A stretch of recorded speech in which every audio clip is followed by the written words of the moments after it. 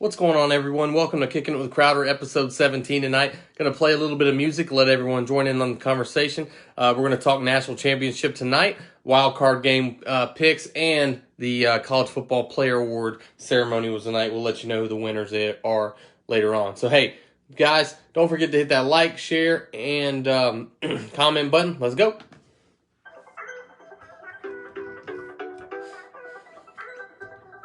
What's up, Julian? How you doing, man?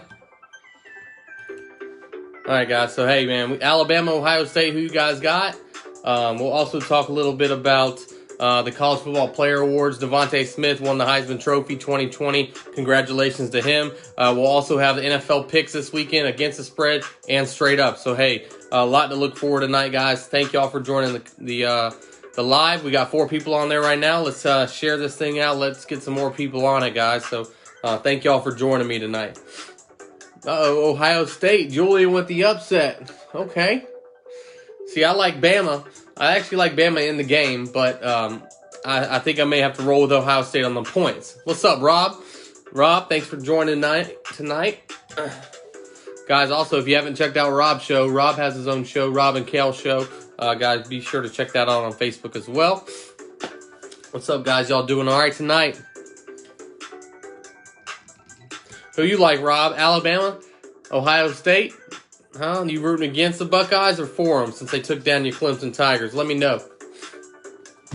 Glenn. What's up, Glenn? Thanks for joining, man, tonight, like always. Appreciate it. 38-35 Ohio State. So Julian's not only coming with the upset, he's coming with the predictions. I like it. Let's go.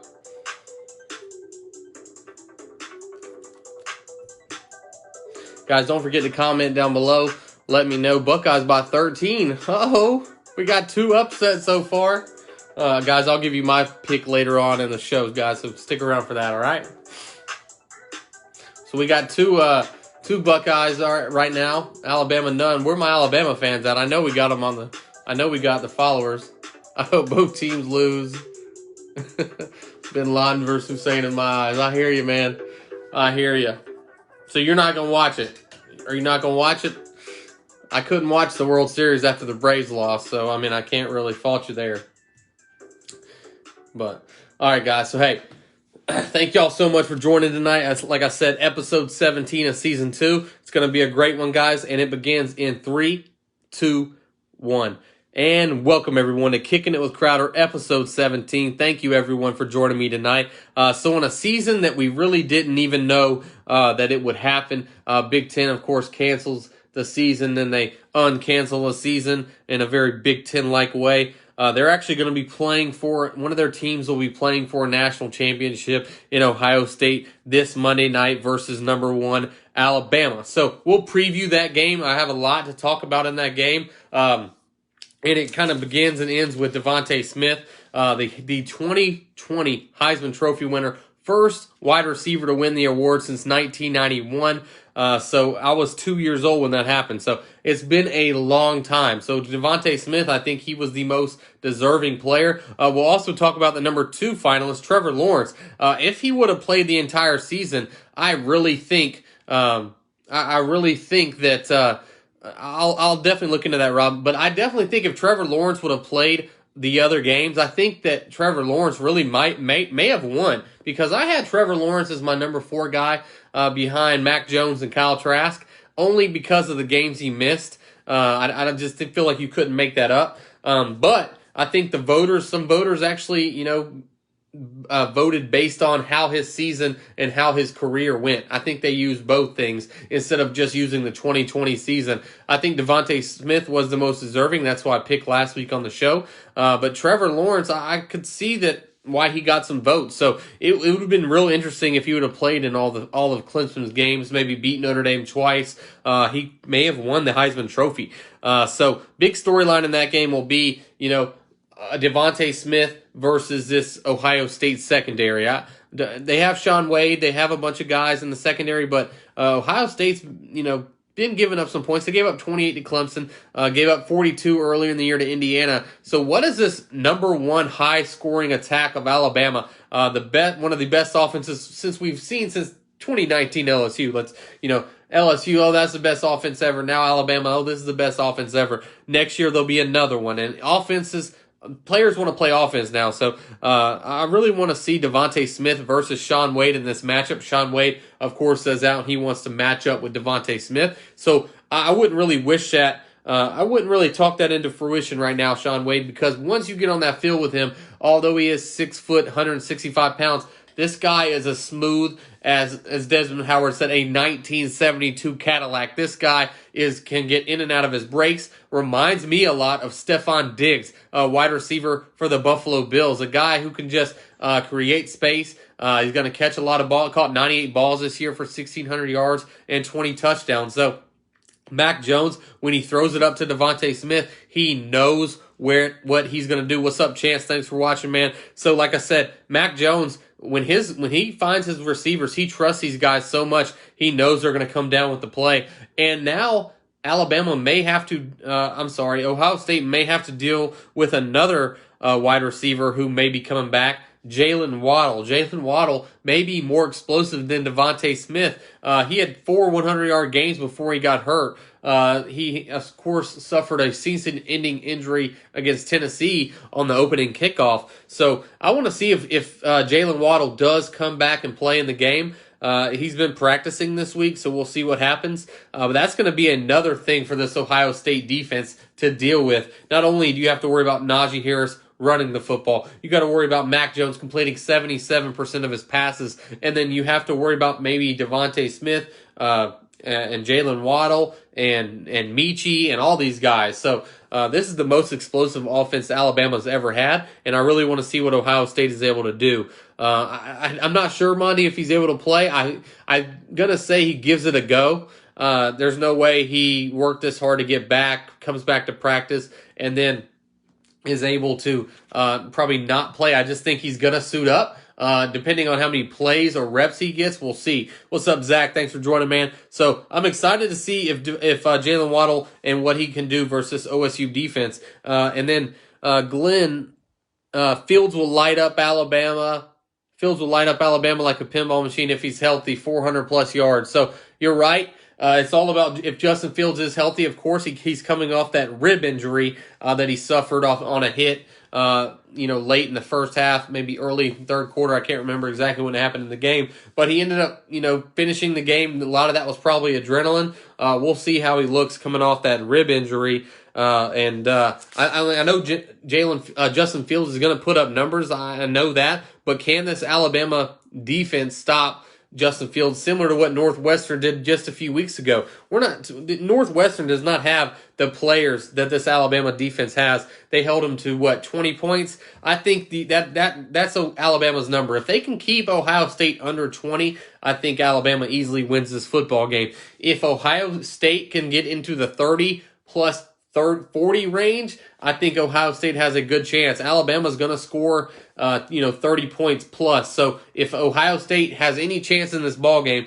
they have to score 30 plus. That's just my thing. And Trey Sermon, you're right, Julian. Trey Sermon has been absolutely a monster for this Ohio State rushing attack. He's actually a guy who is from Sprayberry High School in Marietta, Georgia. Now, not many people know that because he went to Oklahoma, and now he comes back and comes to Ohio State. So I'm really excited to see what Trey Sermon can do because he's flown up draft boards as well. So you're right, Chance. The point total right now is set at 75. So that's a lot of points. I'm sure if I were betting on the over-under in that, I hate over-unders. I totally can't stand them. I'd probably have to go on the over on that game. I feel like that's a pretty safe bet, but who knows? Defense could show up on the national championship night and you could lose. So, so Glenn is saying Buckeyes score 40 plus. So, man, I'm not sure. I just think that this Alabama defense has gotten better throughout the season. Patrick Surtain is going to shut down one side of the field.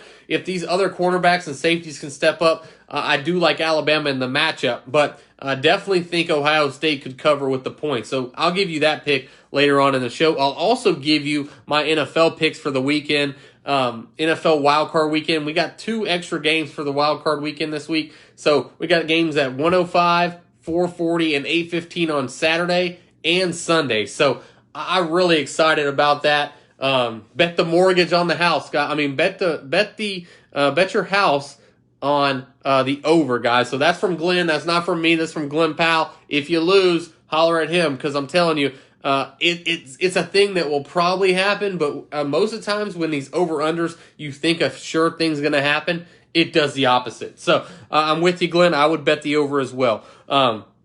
So 6 games this weekend. I'm excited. I'm going to give you my picks straight up and against the spread on all those picks later on in the show. And also today, MLB action. Francisco Lindor is traded to the rival New York Mets.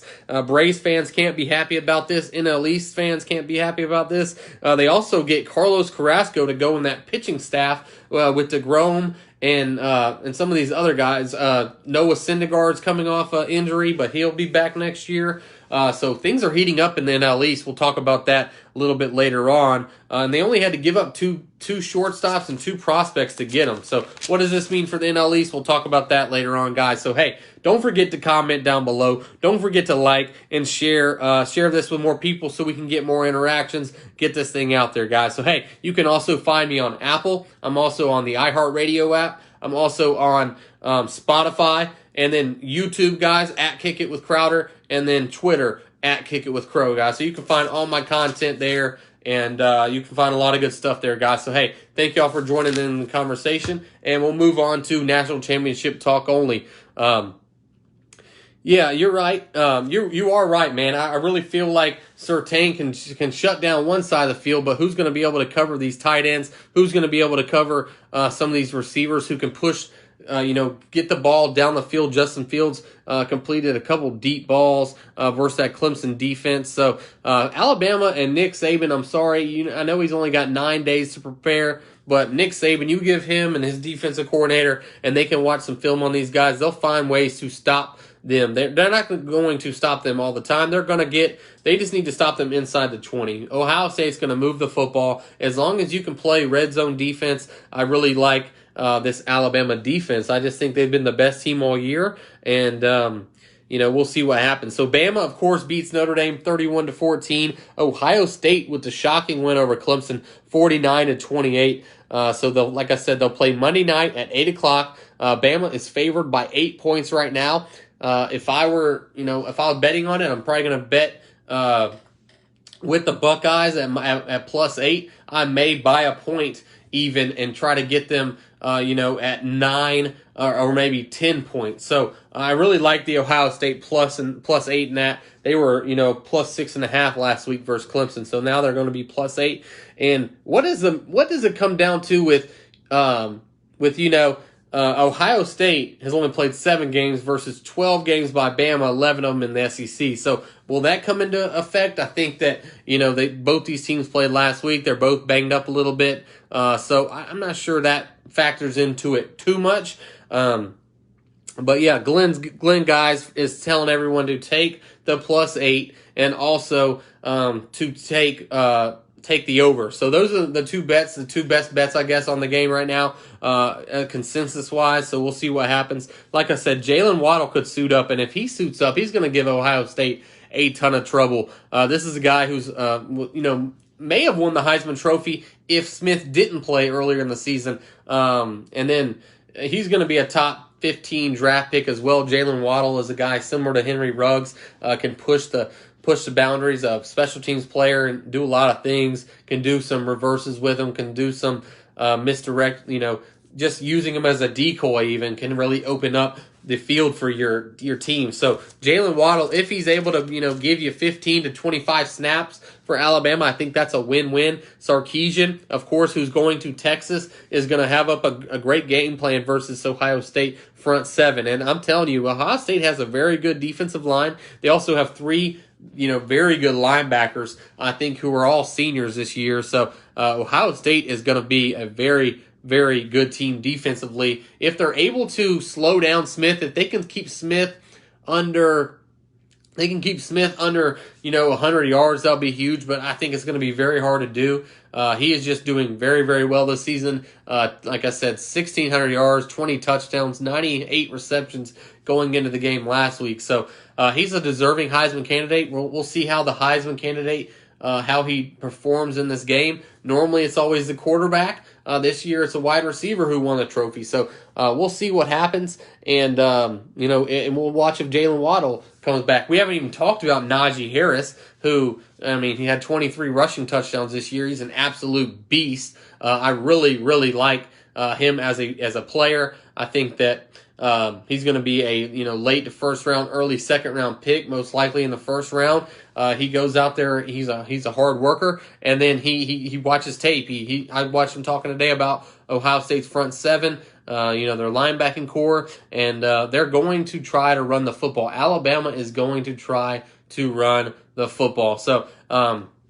And when Najee Harris is able to get loose, that really opens up the play action, really lets Mac Jones get comfortable back there. This Alabama offensive line is very, very good. They were actually rated the number one offensive line this year. I'm telling you, they also had 5 players who won an individual award, the Heisman Trophy. They also took home the Maxwell, the Davy O'Brien, the Remington, the Lombard. The other offensive line. They took the Outland Trophy. They won them all. They won all those awards tonight. It's unbelievable what this offense is able to do. Steve Sarkisian has so many weapons. And then this Ohio State offense, like we talked about earlier, Justin Fields coming off that rib injury. What's he going to be able to do versus Alabama defense, who is, if there is a weakness in this team, it's got to be the Alabama defense. They're able to go up the middle. Kyle Pitts was able to make some plays. Also, when they played Alabama a few weeks ago, Kyle Pitts was able to make some plays. They're going to pick on that other cornerback away from Patrick Surtain. Also, we have, like I said, Trey Sermon. This guy is running. He's ran for like almost 600 yards in the past, 3 games or something like that. So he's just getting ramped up. I think we're going to have at least 100 yards from him for them to compete. Justin Fields is going to have to throw for around 300 and 3 or 4 touchdowns. So we'll see. Like a lot of people are saying, guys, it's going to be a track meet. Take the over in this game and just go ahead and buckle up. The last 2 national championships have not been very good with Alabama and Clemson. Clemson blew them out last year. LSU, they didn't blow Clemson out, but they kind of took over in the second half. Will we see a good game similar to Clemson, Alabama, Deshaun Watson's senior year? That was such a good game. I hope that we can prepare for a good game, but I know that Nick Saban is going to have his team ready to play, and he's going to have something to throw at Justin Fields that he's never seen before. I think it's going to be important to show a lot of things pre-snap and then maybe change it post-snap. I think coming up with some of these blitz coverages or, confusing Justin Fields at the line, giving him something he sees, but then when the play breaks down, he's seeing something completely different. I think that is going to be huge for this Alabama defense. I feel like if he can do that, then Alabama's going to win this football game. What's up, Tony? So, if they can keep Justin Fields they cannot let Trey Sermon run wild. If Trey Sermon runs wild, then that whole Ohio State offense really opens up a lot. So we'll see. I think it's going to be a great matchup. I'll give my prediction later on in the show, but that's kind of where we're at right now on this matchup. I want to see these wide receivers versus this Ohio State secondary. I also want to see Trey Sermon and Justin Fields versus Alabama, right up the middle. I want to see what they're able to do versus Alabama defense. So it should be a very good game. Like I said, Ohio State is +8. That's looking like the bet right now. And also the over 75. So I want to talk a little bit about the awards tonight. The awards ceremony tonight were given out, and they should have just called it the Alabama Player Awards, because I'm telling you right now, Devontae Smith won the 2020 Heisman and the 2020 Biletnikoff. Mac Jones won the Davy O'Brien. Najee Harris won the Doak Walker. Remington was Landon Dickerson. And then the Outland Trophy was Alex Leatherwood. Like, are you kidding me? Like, these guys won every trophy imaginable. They did not win any defensive awards that I saw. Nagurski and Bednarik went to a Tulsa linebacker. Zach, what's his name? Zach Lavion. Where's that at? Yeah. No, I'm sorry. Xavier Collins. I'm sorry. Sorry for that. He won the Nagurski and the Bednarik. So we'll go down the list right now. Davey O'Brien went to Mac Jones. Fred Biletnikoff was, of course, Devontae Smith. Doak Walker was Harris. Outland Trophy was Leatherwood. Chuck McNair was Zaven Collins. Lou Groza went to Miami's Jose Morales. Georgia Tech actually had a punter win. The first African-American punter in college football history won the Ray Guy Award. Georgia Tech Presley Harvin III. And then, let me see what else. So those were the awards that were given out tonight, guys. So, hey, all the awards, but no Natty. I mean, we'll see that. We'll see about that, Glenn. This Alabama team, it's just so hard to bet against them. So hard to bet against a Nick Saban coach team. He's been there so many times. I know Clemson's beat him before. And we got a little smack talk going on in the thing versus Tony and Glenn. It's okay, guys.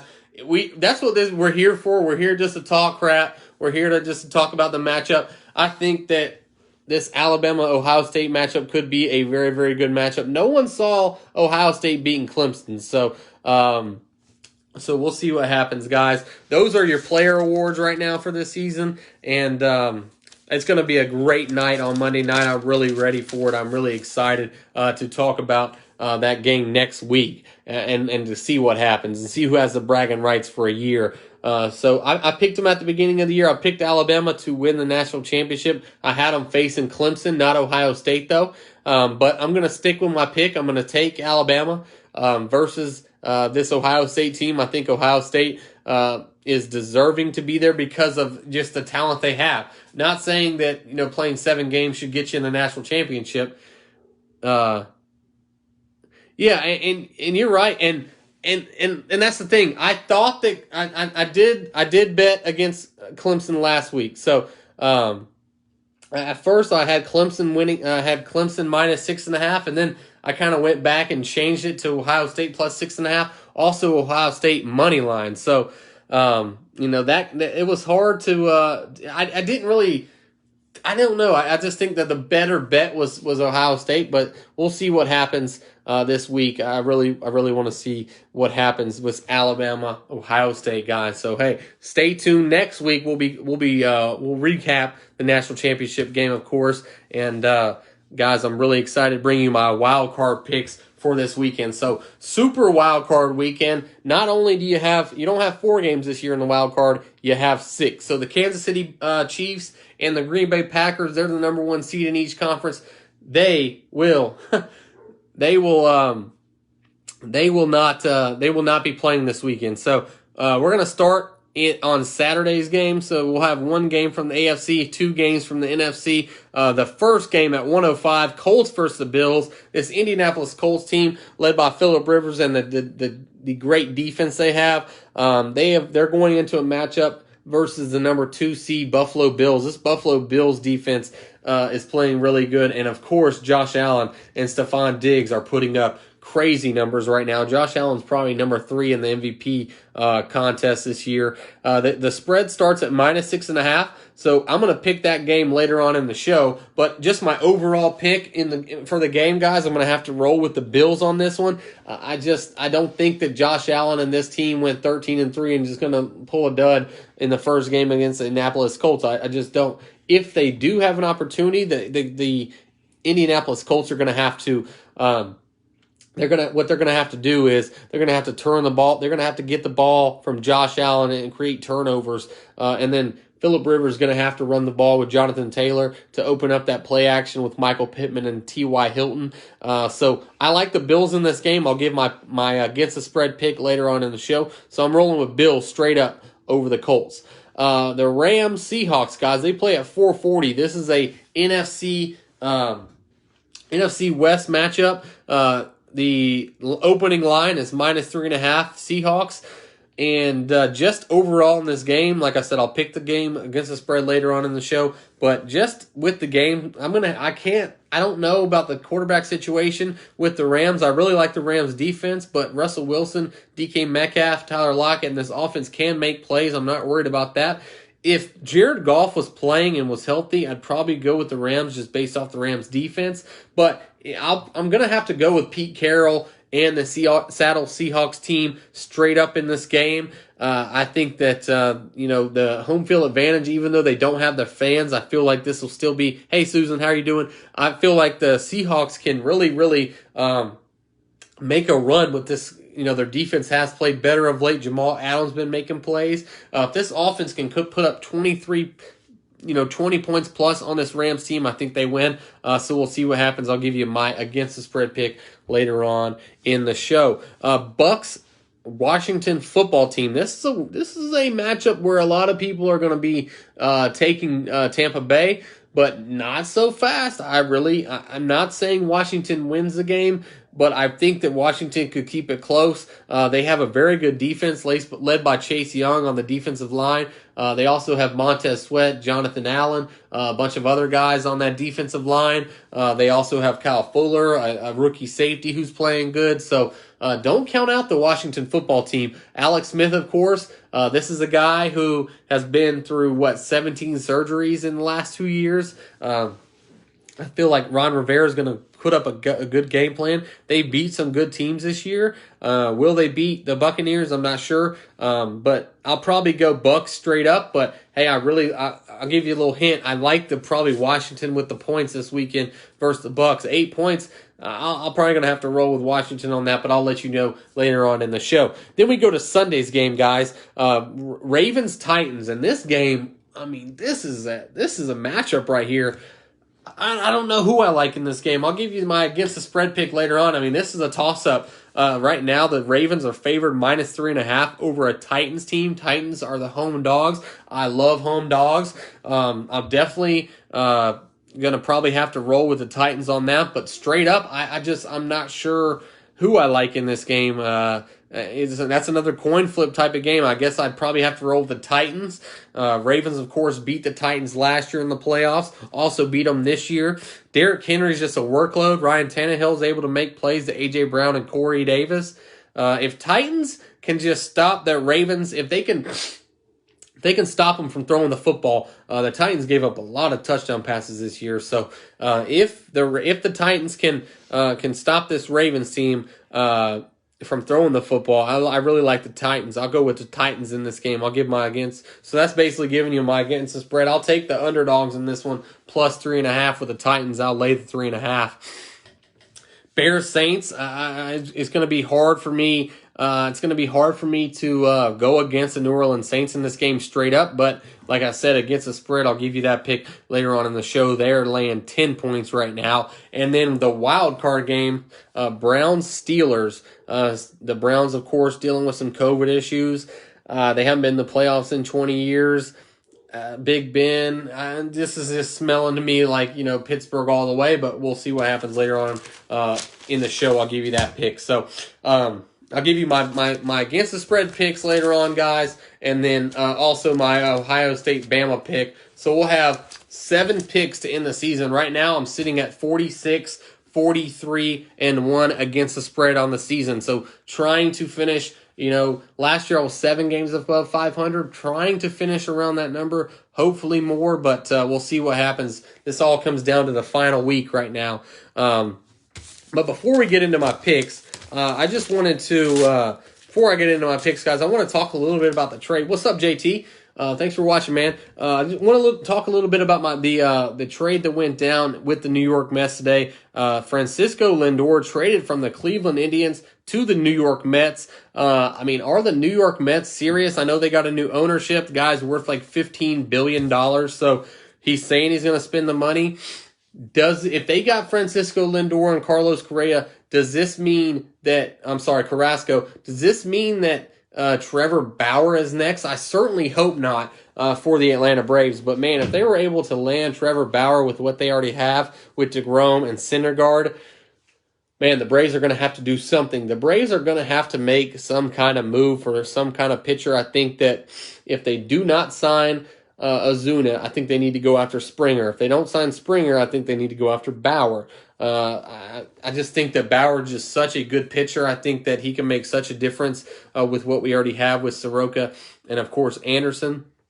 So we'll see what happens. I know Azunia, what he was able to do, what he was able to bring to that clubhouse last year. I mean, he was unbelievable. Probably came in top 5 for the MVP race last year as well. So, I know Alex Annapolis is thinking about something. He'll be making some news here shortly, I'm sure. But man, the New York Mets got Francisco Lindor for 2 shortstops and 2 prospects, and you just see that, and you're just like, wow. I mean, what were the Cleveland Indians doing? The Cleveland Indians were unloading on him before he hit free agency, so they didn't want to lose him for just a draft pick. They go ahead and move him before the season starts. Because if your team's really good going into the trade deadline, you can't trade your best player, Francisco Lindor. So they do it before the season starts. And now the Cleveland Indians, guys, their payroll sits at $40 million. That's it. Like, are you kidding me? Like, they only have $40 million worth of players, and there's some players who make that a year. So it's just unreal. How Cleveland's kind of saying, oh, well, we need to build our franchise up. We need, do you? I mean, do you really need to? Because, you have a good team. So we'll see what happens. But, man, hopefully the Braves can sign, like I said, one of these next 3 players, Azunia, Springer, or Bauer. That would be my list right there. If you put pitching, ahead of everything, go with Bauer. If you put hitting and camaraderie and what the Braves were able to do last year with Azunia, you sign Azunia. If you like Springer and move him to center and move Acuna to over to right or left, and you like a guy who can work counts at the beginning of lineups at the beginning of games and get on base, go with Springer. So you got a bunch of different things we could do, bunch of different options. So we'll see what the Atlanta Braves do. Of course, they lost last year in 7 games to the Los Angeles Dodgers, who then won the World Series. So close. We're right there. We just need to, bust down that door, step on their necks, and get in. That's what needs to happen. The Atlanta Braves need to get to a World Series. Haven't been there in a long time. They have the talent to do so. But, the window, you only have so much time to get there. You've seen what happened to the Atlanta Falcons. They did not win the Super Bowl, and now they're 4-12, just 3 years later, 17, 18, 19, 4 years later. So, we'll see what happens with the Atlanta Braves. But this year, I really feel like is the year for the Atlanta Braves. This is it. 2021, 2022, 2023, you got about 3 years. One of those 3 years, you got to get it done. Why not 2021? So we'll see what happens. So JT likes Ohio State too, man. I'm shocked. I'm shocked to see all these all these people picking Ohio State. Really is shocking to me. Like I said, I'm rolling with Alabama in the game. One of the few games I've rooted for Alabama in the national championship in the last 10 years. But I'm going with Alabama. I think they're the best team. I love that watching that offense. But Ohio State +8. And we'll get into that right now, guys. My picks for the weekend. Crowder's locks for the weekend. Okay, so I want to talk a little bit about my picks last week, and then we'll get into my picks this week. So, guys, last week I was 42, 41-1 going into the week. I went 4-2. And here are my picks. Give me just 1 second. All right, so my week started off 0-1. Of course, I picked Tulsa -1.5 over Mississippi State. Watched Tulsa a bunch this year. They were a good team. In the bowl game, I think they just got, they made a couple things happen before the game, and I just think that emotion and some other things just overtook, and the rain factored in, and Tulsa just wasn't able to play their best game of the season against a Mississippi State team who was playing for a lot. They were 3-7. They wanted to end the season well, so they played well against Tulsa. They win by 2 and start off with a loss. Tulsa loses to Mississippi State. I had Army +7 over West Virginia. Army only loses by 3 points. Could have won the ball game, but they end up losing by 3 to West Virginia, so I won that one. Iowa State -3.5 over Oregon may have been the bet of the week in all the bowl games. They destroy Oregon. Cincinnati +7 over UGA was a great bet. Cincinnati moneyline bet almost worked out for you. They end up losing by 3 to UGA. I originally, like I said, I had Clemson -6.5 over Ohio State, but changed it to +6.5 Ohio State. What's up, Wes? Thanks for watching, brother. And then And then, so I had Ohio State, so that was another win. And then Bama minus 19.5. I really thought that Bama was an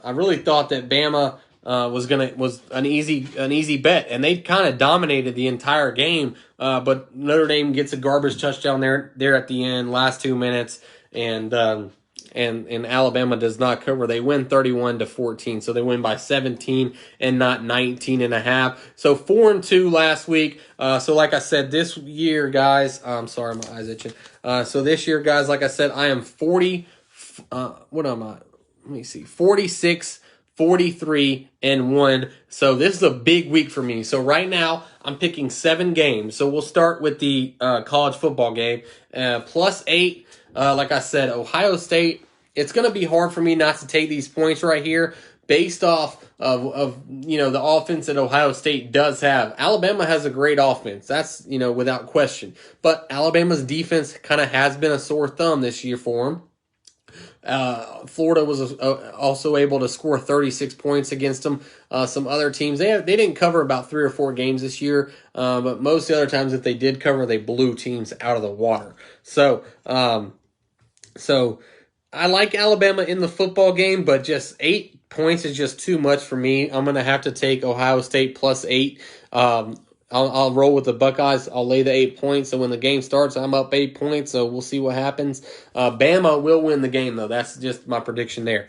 And then we'll go to the NFL, guys. NFL, Buffalo Bills. I'm going to roll with the Buffalo Bills over the Colts -6.5. I'll lay the 6.5 with the Buffalo Bills. I really like Josh Allen, what he's able to do. Phillip Rivers, he doesn't have a Super Bowl appearance, and I don't think he's going to get one this year. But if they do beat the Bills, watch out. The Colts may make a run. But I'm going Bills -6.5 for the first home playoff game in over 20 years in Buffalo.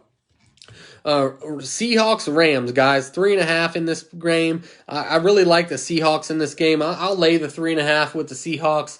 If John Walford plays for the Los Angeles Rams, I expect Pete Carroll to throw the kitchen sink at this kid and look for the Seahawks to get some things done offensively versus a very good Rams defense. Of course, I'll probably have to stay away from Jalen Ramsey. He's just an absolute beast. Also have to kind of double team Aaron Donald. But if they're able to do that, I like the Seahawks team versus the LA Rams. Bucks Washington, guys. So this is going to be one of my surprise picks. I like the Bucks in the game, but maybe by a field goal. I'll go with the Washington football team and Ron Rivera +8 in this one. I love the points in this one. Tom Brady and this team, they have played well the last few weeks, but they've had some rocky games. So I'll go with the Washington football team +8 over the Buccaneers. I'll take Bucks by a field goal, 21-17, 21-18, something like that. But I'll roll with this Washington defense. Chase Young is legit. I think these guys are you get all these first-round draft picks on the defensive line. They pay off. So you got to win in the trenches. Also, Washington has a very good offensive line as well. So I like Washington to cover +8 against the Bucks. Then we'll go to Sunday's games, guys. AFC Titans +3.5 over the Ravens, a team they beat not only in the playoffs last year, beat them this year. Derrick Henry's a workload. I mean, if he gets 30 carries, you can definitely go ahead and pencil in a win for the Titans. Tannehill's going to have to create this play action like he's done all season. A.J. Brown's made plays all year. Jonnu Smith at tight end. Corey Davis at wide receiver. The thing about the Titans is they gave up over 30 touchdowns for a team that made the playoffs. That is just not very good. So as long as they're able if they can keep Lamar Jackson in check, who is 0-2 in the playoffs as well. So will he get off the snide this weekend? I don't think so. I'm going Titans +3.5 in this game. I got them winning the game 28-27 over the Ravens this weekend. So we'll see what happens there. Bears Saints. Bears Saints was a good one during the regular season. I really like this Bears defense, man. They get it done at all 3 levels. Khalil Mack, and then you got Roquan Smith at linebacker, and then you got Eddie Jackson in the secondary with some other good cornerbacks. This Chicago defense is legit, and you can give Drew Brees some trouble. I really feel like Drew Brees this is his last year, so this is the last hurrah. I'll go Saints in the game, 24-20, but I'll go Bears +10. I'll lay 10 points on the Bears all day. I just think that, Mitchell Trubisky can keep the Chicago Bears in the game. David Montgomery is going to be huge for this Bears team. Allen Robinson they're going to have to get the ball to Allen Robinson, Jimmy Graham, Darryl Mooney, some of these playmakers that Chicago has. Khalil Mack, what you going to do, man? It is a big game for you. What you going to do? Can you get to Drew Brees? And then also, can Chicago stop Alvin Kamara, who is, of course, coming off the coronavirus list? How's he going to look in his first game back as well? So I'll take 10 points from the Bears all day, guys. And then in the last game, 8:15 Sunday night, I'm sure it'll be on NBC, the Browns and Steelers. So Browns, guys, right now, Browns are without... Browns are going to be without some players. They're going to be without their head coach, which I think that matters a lot. Kevin Stefanski is one of the best head coaches in the National Football League, especially first-year coaches. I feel like he should definitely be up for Coach of the Year, as should Mike Tomlin after that hot start he had with the Steelers. The Steelers played them very tough last week without Big Ben and without some playmakers, so it's going to be hard for me to not take I'm going to go ahead and lay the 6 points with the Steelers over the Browns. But I think it should be a good game. I like the Steelers overall. I like the Steelers also with the points. But, I could see Cleveland hanging around and giving them a tough game. But just the coronavirus stuff, if it wasn't for that, I may take the Browns. But right now I'm just going to have to probably, lay the -6 and take the Steelers. JT's telling you he'll take it at 2-1, Tony. I mean, hey, he'll at least bet it. So, hey, you can't be scared. But all I'm saying is, yeah, because if you bet it straight up, you got to get the, they're what, +8. So yeah, you got to get something. That's not bad. JT bets 50. If you lose, Tony, you got to pay 100. He pays you 50. That ain't bad. That ain't a terrible deal. But we'll see what happens. I'll definitely take the +8. I'll take +8 with anyone who wants to bet it. Also, the over 75 is looking good as well. So, guys, I just want to. It's at +285. Okay. That's the money line. That's not a bad one. I got them last week at +260 versus Clemson. When I bet on Ohio State last week. So we'll see what happens, guys. But hey, here's my picks for the weekend. My last picks of the football season. I'm sure I'll give you my against the spread picks for the NFL the rest of the way. But just for college football, guys, this is it. I sit at 40. What am I? 46, 43-1 heading into the season, and these are my final picks, guys. I'm going Ohio State +8 over Alabama on Monday night, and then the wild card weekend, guys. I'm going Bills -6.5 over the Colts. I'm going Seahawks -3.5 over the Rams. Going Washington +8 over the Bucks. I'm going Titans +3.5 over the Ravens. I'm going Bears +10 over the Saints. And I'm going Steelers -6 over the Browns. So we'll see what happens, guys. Hopefully I have a 7-0 or 6-1 type week to finish out the season. Like I said, last year I finished 7 games above 500. Right now I'm 3 games above 500. So, hey, thank you guys so much for joining in on the conversation tonight. The comments were flowing.